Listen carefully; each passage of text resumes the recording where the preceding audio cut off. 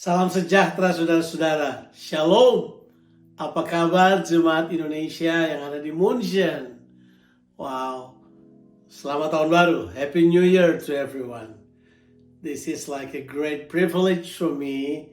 Merupakan kehormatan besar bagi saya untuk bisa bertemu dengan saudara. Sekalipun hanya lewat video, hanya secara online. Tapi saya berharap ini akan merupakan sebuah encounter yang memberkati, sesuatu yang dapat menjadi hubungan yang terus dibangun di antara kita. Ya, sudah sangat lama kita tidak berjumpa, tapi berharap ini dapat terus menjadi inspirasi buat kita sekalian untuk terus setia kepada Tuhan. Keadaan kami di Melbourne sangat baik. Tuhan bermurah hati kepada kami. Melbourne kelihatannya sudah semakin membaik. Kasus-kasus COVID mulai menurun. Dan keluarga kami, puji Tuhan, dalam pemeliharaan Tuhan, semuanya sehat, semua baik. Karena Tuhan begitu bermurah hati buat kita sekalian. Saya ingin menyampaikan seperti tema yang saudara pilih tentunya. Itu panggilan Kristus. Ya, bagaimana Yesus memanggil kita.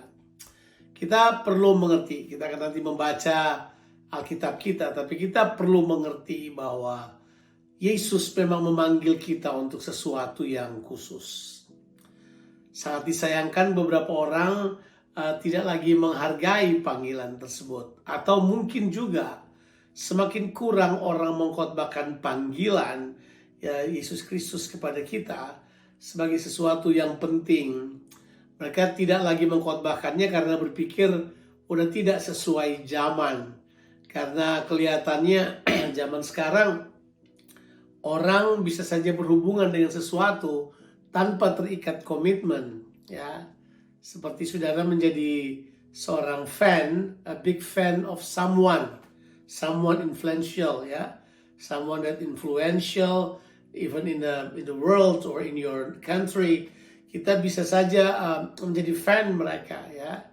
Saya sudah berkata, I'm a big fan of say Maradona yang baru meninggal misalnya, atau you are a big fan of siapa lagi, sebut saja aktor terkenal atau artis yang terkenal.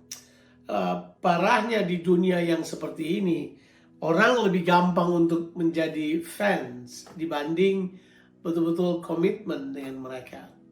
Yang luar biasa yang bakal kita baca nanti adalah Yesus memang memanggil kita itu untuk menjadi pengikut. Follow me, itu kata, ya.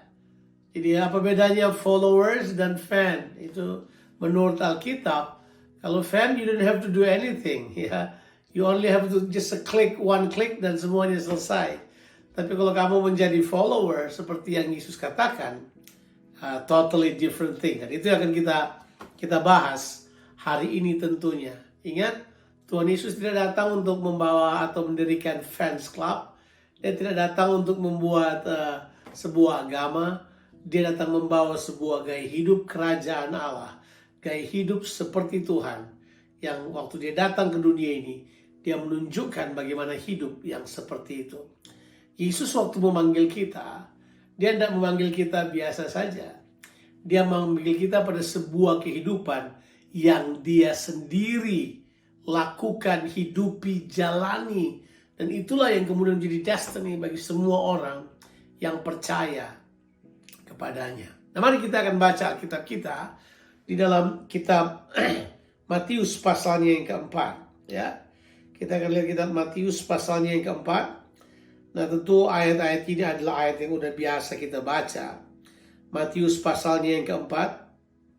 Di sini kita menemukan bahwa itu dibilang bahwa Yesus pergi ke Galilea.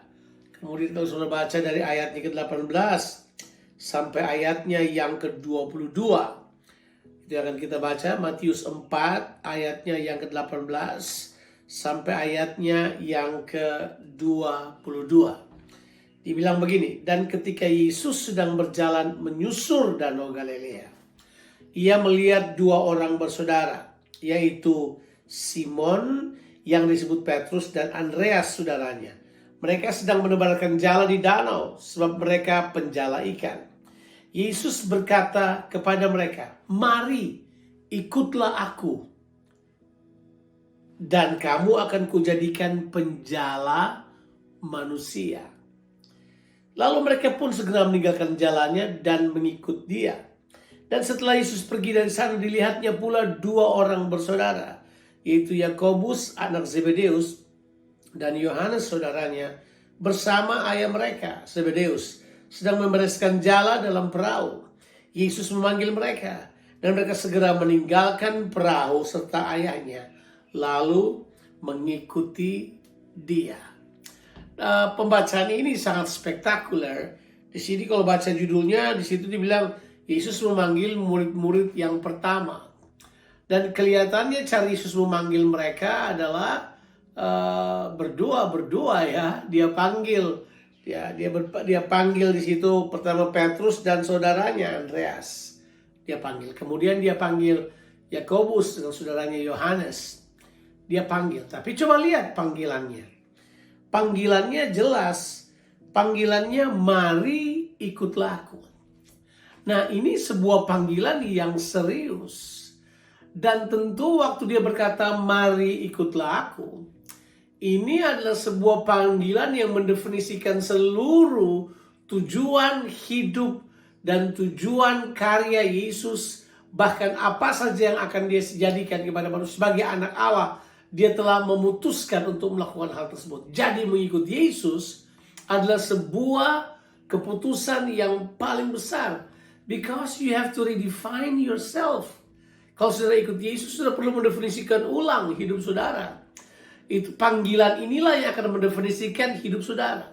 Memberi respon pada panggilan Yesus, itulah yang akan memberikan kepada saudara definisi yang tepat mengenai siapa saudara di hadapan Tuhan. Kita nggak bisa bercanda sebab panggilannya adalah follow me. Itu adalah panggilan. Nah, ini semerta-merta memberi impact buat kita. Jangan lupa, ini bukanlah panggilan di sosial media. Ini bukan panggilan untuk menjadi fans, followers dari seorang di Facebooknya ataupun di Instagramnya, di mana saudara tidak memiliki hubungan tertentu. Di sini waktu dia berkata, "Follow me, ikutlah aku," itu adalah sebuah panggilan yang akan memberikan realita baru dalam kehidupan saudara. Waktu Yesus berkata, "Ikutlah aku," itu punya pengertian saudara sedang masuk kepada sebuah dunia yang lain, yaitu dunianya Yesus. Dia mengajak saudara masuk kepada dunianya Yesus. Dia tidak mengajak saudara tinggal di duniamu, nikmati duniamu, tapi dia mengajak saudara masuk ke dunianya, supaya nanti kamu akan kembali ke duniamu dengan kehidupan, gaya hidup, pola pikir, kuasa, kekuatan yang saudara sudah alami di dalam dunianya Yesus. Itu dia. Jadi dia mengajak kita berpindah dunia. Maafkan saya kata memakai berpindah dunia. Sebab kata dunia di Alkitab punya beberapa arti tentunya. Selain dia referring kepada bumi, tapi terbanyak kata dunia di Perjanjian Baru itu berhubungan dengan sistem. Jadi Yesus memanggil saudara untuk masuk kepada sebuah sistem yang dia ingin bangun. Sebuah sistem keterpaduan yang luar biasa. Kalau saya sebut sebagai sistem kerajaan Allah yang dia sedang bangun. Dia memanggil saudara untuk masuk ke situ. Dan jelasnya saudara harus meninggalkan duniamu yang lama. Harus. Karena dia berkata, "Mari, ikutlah aku." Kita harus kemudian meninggalkan sesuatu. Di situ di ayat-ayat yang kita baca tadi, itu Alkitab bilang bahwa mereka langsung meninggalkan. Mereka segera meninggalkan jalannya dan mengikuti dia. Sama juga kalau yang kedua, mereka segera meninggalkan perahu, kemudian ayahnya serta mengikuti dia. Jadi jelas mereka perlu meninggalkan sesuatu untuk mengikuti dia. Jadi mengikuti Yesus itu ada yang saudara perlu tinggalkan. Sebab kata panggilan mengikuti Yesus ini adalah ajakan termulia. Mari, saya akan bawa saudara pada panggilan mengikuti Yesus. Panggilan mengikuti Yesus itu yang pertama adalah kita menyebutnya sebagai panggilan keserupaan. Ya, Kita dipanggil, follow me. Panggilan keserupaan. Mengapa demikian? Sebab disinilah manusia akan menemukan kembali tujuan awal Tuhan menjadikan manusia. Tapi karena dosa, manusia kehilangan tujuan ini. Yaitu tujuan yang serupa dengan Tuhan. Kita sudah tahu kan, di dalam Kejadian 1 ayat 26, Tuhan memberitahukan kepada kita tujuan mengapa Tuhan menjadikan manusia. Tujuan mengapa Tuhan menjadikan manusia jelas, yaitu untuk menjadi serupa dengan gambarnya terlebih dahulu, baru mereka akan memerintah bersama dengan Tuhan. Kalau saya simpulkan dengan sebuah kata, tujuan Tuhan pada manusia adalah supaya manusia dalam keserupaan dengan Tuhan, manusia memerintah bumi ini. Itu tujuan Tuhan jadikan manusia. Tapi kan manusia jatuh dalam dosa. Manusia kehilangan keserupaan dengan Tuhan. Manusia lebih serupa dengan iblis yang kemudian menjadi penguasa karena manusia jatuh dalam dosa. Tentu kita tahu sifat dosa. Sifat dosa adalah perbudakan. Orang yang berbuat dosa, dia menjadi budak dari dosa. Dan tentu kita tahu, di sistem perbudakan ini, iblis yang merupakan pemimpinnya. Jadi manusia jatuh dalam sistem itu. Tapi Yesus datang kembali ke dunia dan berkata gini, ikutlah aku, artinya berhenti ikuti jalan yang itu. Berhenti ikuti sistem dunia ini. Berhenti ikuti sistem iblis dan semuanya. You now follow me, ikuti aku. Karena manusia telah ditetapkan oleh Tuhan untuk cuman punya satu gambar yang harus mereka teladani, yaitu gambar Tuhan Yesus Kristus. Roma pasal 8 ayat yang ke-29 beritahukan pada kita. Sebab itu dia, Tuhan telah menentukan dari semula bahwa kita semua ini akan menjadi seperti gambaran anaknya. Dia akan menjadi yang sulung, jadi anak. Siapa gambar anak ini? Gambar Yesus. Jadi sebenarnya, dengar ini. Makanya ini gak ada urusan dengan agama. Semua manusia, siapapun dia, apapun rasnya, agamanya, dia telah ditetapkan untuk menjadi serupa dengan gambar Yesus. Yesus menjadi paradigma dari keserupaan dengan Allah di muka bumi ini. Dia menjadi patokan, dia menjadi prototipe, dia menjadi gambar dari manusia. Itu dia. Yang serupa dengan Tuhan. Jadi waktu Yesus berkata kepada murid-muridnya, mari ikutlah aku dalam panggilannya. Dia berkata begini, kamu akan menjadi serupa dengan aku. Nah ya kan? Tapi tentu kita mengerti ada realita dari mengikuti Yesus. Siapa bilang mengikuti Yesus cuma karena sudah terdaftar di sebuah gereja? Siapa bilang mengikuti Yesus kemudian cuma berkata haleluya, tepuk tangan, bayar perpuluhan dan dengar khotbah? Siapa bilang cuma seperti itu? Tidak. Ada realita waktu kita mengikuti Yesus. Realitanya Yesus bilang kan di kitab Lukas pasalnya yang ke-9 kan, ayat 23 dan seterusnya. Barang siapa mau mengikut aku, ia harus menyangkal dirinya dan memikul salibnya setiap hari baru mengikut aku. Jadi ada realitanya orang yang mengikut Tuhan.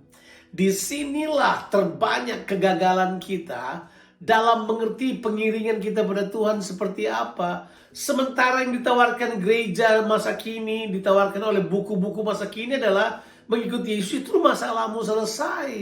Padahal bukan itu.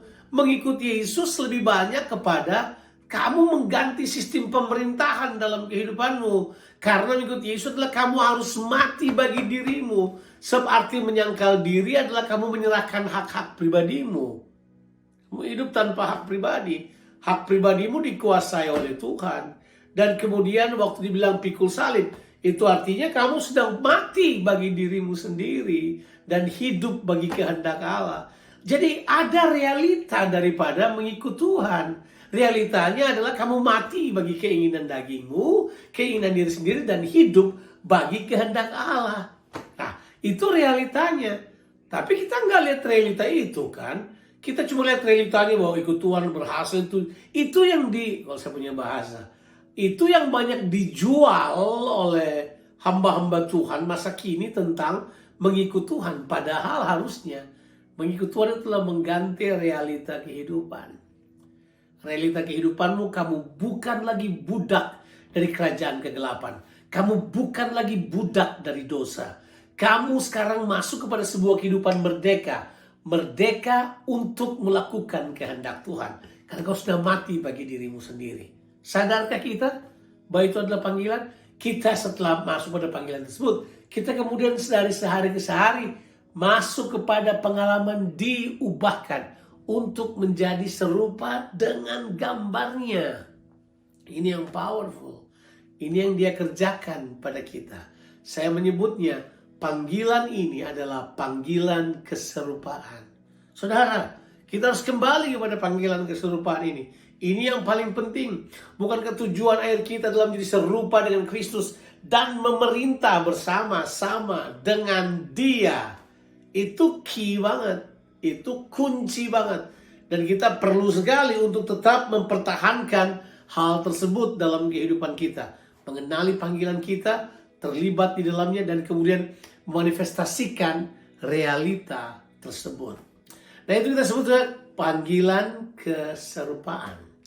Tapi kemudian coba kita akan lihat panggilan berikut. Kita mau lebih dalam. Sebab begini saudara. Kalau saudara baca kitab perjanjian baru di keempat Injil itu, berkali-kali saudara akan mendengar kata ini. Orang banyak dan para murid. Orang banyak dan para murid. Nah, kalau saudara sudah masuk pada panggilan yang pertama, saudara tidak boleh consider diri saudara sebagai orang banyak lagi. Kalau saudara murid, dan panggilan murid itu ada panggilan berikutnya yang lebih penting lagi. Yang pertama adalah panggilan keserupaan. Itu adalah ajakan buat semua manusia. Kembali kepada tujuan utama Allah menjadikan manusia.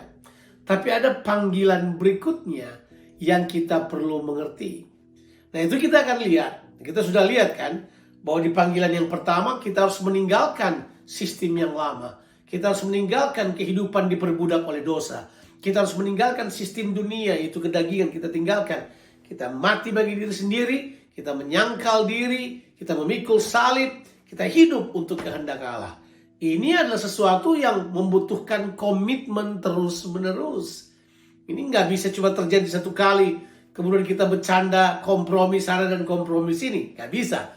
It won't work that way. It's gonna hurt you. Sudah perlu membuat sebuah keputusan tegas untuk kemudian memilih berjalan pada jalan-jalan Tuhan yang memanggil saudara.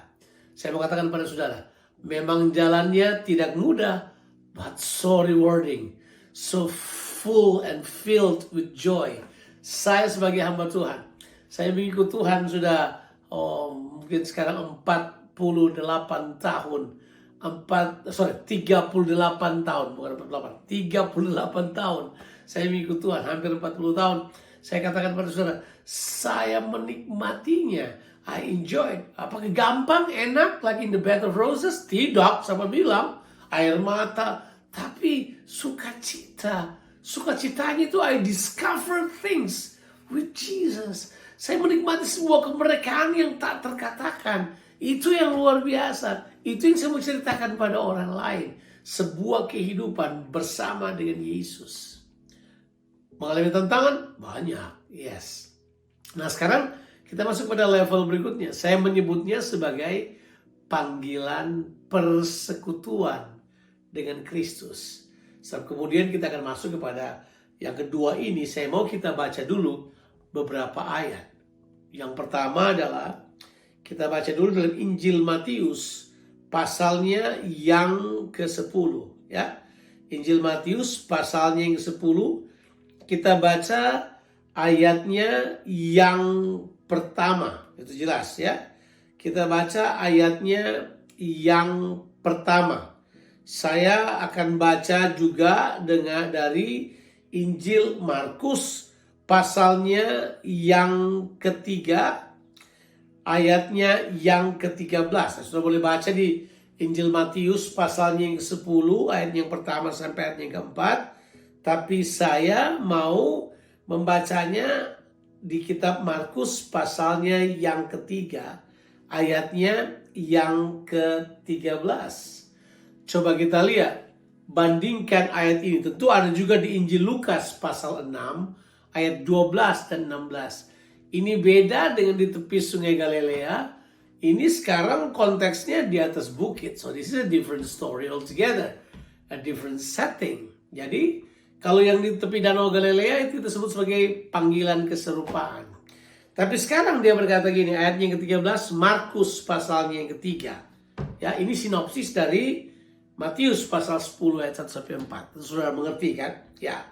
Kemudian naiklah Yesus ke atas bukit. Ia memanggil orang-orang yang dikehendakinya, dan mereka pun datang kepadanya. Nah, ini tidak dibilang dia bikin apa dulu, tapi sekarang ini adalah sebuah panggilan personal dengan Tuhan Yesus. Ini adalah sebuah panggilan fellowship dengan dia. Sebuah panggilan untuk ada bersama dengan dia.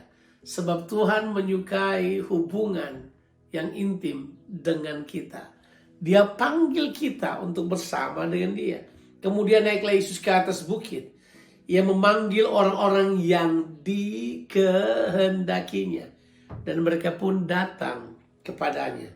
Have a look, Luke chapter 6. Coba kita lihat Lukas pasalnya yang ke-6. Sebagai perbandingan. Coba lihat, kata ini penting lagi. Ayat yang ke-12 dan 13. Pada waktu itu, pergilah Yesus ke bukit untuk berdoa. Dan semalam-malaman ia berdoa kepada Allah. Ini Lukas ya, Lukas 6. Ketika hari siang, ini sekarang ayat yang ke-13. Ia memanggil murid-muridnya kepadanya. This is a different story. Yang tadi adalah panggilan keserupaan. Sekarang ini adalah panggilan fellowship. Panggilan untuk bergaul. Panggilan untuk intermingle. Panggilan untuk bersama-sama. Panggilan untuk berbagi kehidupan. Panggilan ini penting. Sebab panggilan ini yang Paulus katakan di 1 Korintus 1 ayat yang ke-9. Yang dia katakan adalah bahwa dia yang memanggil kita pada fellowship di dalam anaknya Yesus Kristus itu setia. Jadi kita dipanggil kepada fellowship dengan dia. Ini panggilan penting. Ini panggilan hubungan. Ini panggilan yang saya anggap penting sekali. Bukan cuma panggilan kepada sebuah tujuan. Kita sadar-sadar panggilan kepada satu pribadi sekarang. Ya. Nah, toh kita juga tahu bahwa tujuan kita adalah pribadi. Tujuan kita bukan tempat. Berkali-kali kita mau gantikan tujuan kita yang adalah pribadi kepada sebuah tempat. Padahal tidak pernah. Saya udah belajar dalam kehidupan ini. Tidak pernah tujuan saya itu atau destination saya itu adalah tempat. Tempat itu hanya untuk memperlengkapi satu pribadi. Ya. Saya terbang jauh-jauh ya, kadang-kadang pulang pelayanan ya. Saya terbang jauh dari mana? Bisa dari Amerika, bisa dari Indonesia. Pulang ke Melbourne. Itu memang saya datang ke sebuah alamat rumah yang disebut tempat. Tapi saya tidak datang buat tempat itu. Saya datang untuk Ina, JC dan BJ, istri dan anak saya. Kalau mereka nggak ada di situ, hampa rasanya. Karena tujuan saya bukan cuma ada di alamat ini. Tujuan saya mereka. Kalau mereka nggak ada, selesai. Saya cari mereka. Ya, tujuan saya bukan Melbourne atau 26 Boat Haven Road. Bukan. Bukan itu tujuan saya. Tujuan saya adalah pribadinya. Istri saya dan anak-anak saya. Sama juga kita. Tujuan kita bukan tempatnya yang namanya sorga. Tujuan kita adalah pribadi Yesus kan. Pribadi Allah. Kita akan ada bersama dengan dia. Itu tujuan kita. Nah, sama dengan ini. Kita semua dipanggil dalam fellowship dengan dia. Saudara, bergairahlah. Kita dipanggil dalam fellowship dengan Tuhan. Panggilan ini dahsyat. Ya, kalau saudara mengerti panggilan ini, saudara kemudian mengerti arti Immanuel. Ya. Dan seringkali kita mengartikan Immanuel sebagai Tuhan menyertai kita. Jadi indikasinya Tuhan tuh kayak satpam aja kemana-mana. Makanya doanya kita kan suka gitu, menganggap Tuhan sebagai penjaga. Tuhan, tolong jaga papa, tolong jaga mama, tolong jaga adik, tolong jaga kucing, tolong jaga rumah ya. Saya mau holiday nih pas awal tahun. Kita anggap Tuhan cuma yang begitu. Enggak. Waktu dibilang Allah menyertai kita, itu punya pengertian Allah ada dengan kita. Dia mau bergaul, dia mau intermingle. He wants to be with us. Dia mau ada bersama dengan kita dalam semua dilema kita. Dia mau ada dengan kita. Dia mau ada di kesukaan yang tertinggi. Dia mau ada di sebuah kedalaman dan di duka cita kita. Dia mau ada pada dilema kehidupan kita, masalah kita. Dia mau ada dengan kita. Dan dia call kita, come unto me, mari kepadaku. Ya udah. Seperti boleh hubungkan dengan Matius 11, aku pikul kuk yang kupasang, dan seterusnya. Nah, panggilan fellowship ini adalah panggilan yang luar biasa dahsyat. Disinilah kita mengalami pertukaran karakter. Disinilah kita mengalami terobosan ilahi. Di manalah kesembuhan batin. Hal-hal yang terjadi di masa lalu kemudian Tuhan bereskan. Supaya kita kemudian fokus ke masa depan. Kita tidak balik lagi ke masa lalu. Panggilan itu adalah panggilan fellowship. Tapi bukan cuma itu. Yang pertama panggilan keserupaan. Yang kedua adalah panggilan untuk berfellowship intim dengan Tuhan. Tapi yang ketiga adalah panggilan pengutusan. Kita dipanggil untuk diutus.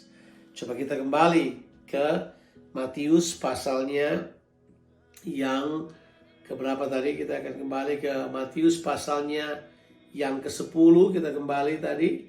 Matius pasalnya yang ke-10. Kita akan lihat ayatnya yang pertama sampai ayatnya yang ke-5 saja. Kita lihat. Yesus memanggil ke-12 muridnya dan memberi kuasa kepada mereka untuk mengusir roh-roh jahat, untuk melenyapkan segala penyakit dan segala kelemahan. Kemudian inilah nama 12 rasul itu. Pertama Simon yang disebut Petrus, Andreas saudaranya, Yakobus anak Zebedeus dan Yohanes saudaranya, Filipus dan Bartolomeus, Thomas dan Matius pemungut cukai, Yakobus dan Alfeus dan Tadeus, Simon orang Selot dan Yudas Iskariot yang mengkhianati dia. Ke-12 murid itu diutus oleh Yesus dan ia berpesan kepada mereka. Selebihnya sudah bisa baca. Yang saya maksudkan bahwa sekarang panggilannya adalah yang ketiga, dia memanggil kita supaya dia mau mengutus kita. Dia mau mengutus kita pada tujuannya untuk memberikan kembali kepada semua orang pengalaman bersama dengan Yesus.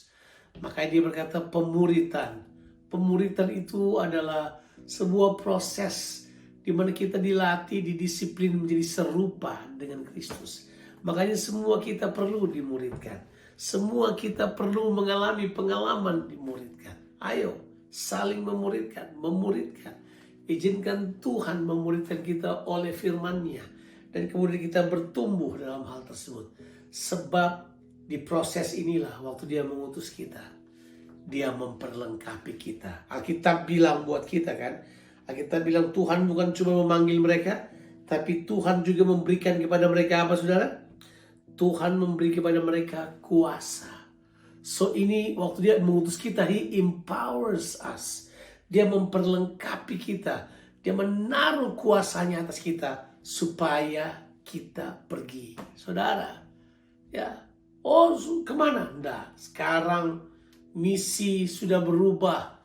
Dulu orang pergi dari negara ke negara. Sekarang Tuhan bawa negara-negara ke depan pintu kita. Ya, Jerman di München di depan pintu saudara. Tuhan sudah bawa mereka, sudah pergi kepada mereka, beritakan Injil pada mereka. Saya mendengar ada banyak dari mereka yang bertobat selagi ada di Jerman. Ya, mereka dilawat oleh Tuhan, mereka mengalami terobosan dari Tuhan. Yang saya mau katakan kepada saudara, pergilah di tempat kerjamu, pergilah di mana aja. Saudara membawa kabar dari dunia yang kau terima. Dunia yang berbeda yaitu dunia Kristus. Di mana di situ ada sebuah sistem yang dahsyat. Sistem penuh dengan damai sejahtera.